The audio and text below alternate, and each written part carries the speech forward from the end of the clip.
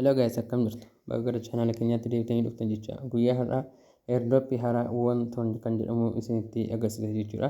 Linkii isaa akkuma channel kanarraa argitan jechuudha. Wantoon jechuun akkuma Piriton droppiidha jechuudha. Toonii isiniif kaffale jechuudha. Hamster kombaatii tapswaappii fi wantoota garaagaraa warra hojjettaniif booda gurgurachuudhaaf toonii waan isin barbaachisuuf toonii isiniif kaffale jechuudha. Haala kanaatiin start gootanii eegaltu jechuudha. Kana booddee ida'ama inni isin gaafatu yookiin immoo herrega inni isin gaafatu guutuudhaan bakka kontiinuu jedhu yeroo tokko irratti ni tuqxu.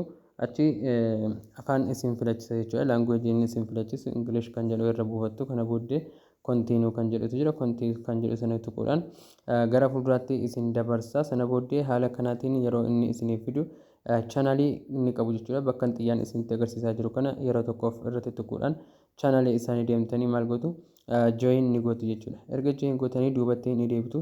Check subscription kan jedhu jira. Bakka sana irratti yeroo tokkoof ni tuqxu. Erga bakka sanatti tuqxanii haala kanaatiin isiniif fida. Kontiinuu kan jedhutu jira. Kontiinuu bakka jedhu irratti ammas irra deebiidhaan ni tuqxu. Haala kanaatiin isiniif fida jechuudha. Waan hundumaa guuttanii jirtu jechuudha. Kana booddee yeroo isin seentan wantoonni 50 isiniif kenna jechuudha.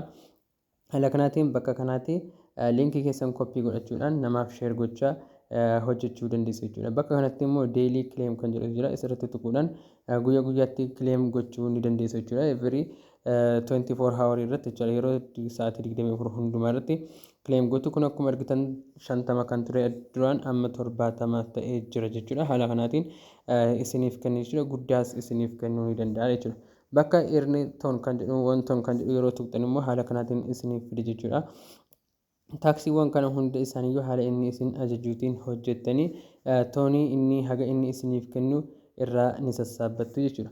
Itti aanuudhaan earn toon kan jedhutu jira. Bakka earn toon jedhu yeroo tuqxan haala kanaatiin isiniif fide jechuudha. Withdraw gochuu dandeessu jechuudha. Waan namatti tolu 0.5 irraa kaastanii gara waaleetii keessanitti dabarfachuu ni dandeessu jechuudha. Gara waaleetii toonii keessanitti dabarfachuu ni dandeessu jechuudha. 0.5 jedha.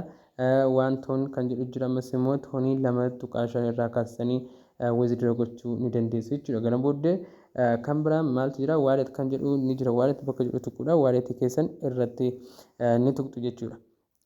Kana booddee amma kiyya haala kanaatiin yeroo balaansii 0 jechaa jira jechuudha. Nama waan hin affeerreef jechuudha. Yeroon viidiyoo kana isiniif hojjedhetti yeroo jalqaba ittiin seenedha jechuudha. Erga isin namoota hedduu affeere yeroo tokko withdraw godheera viidiyoo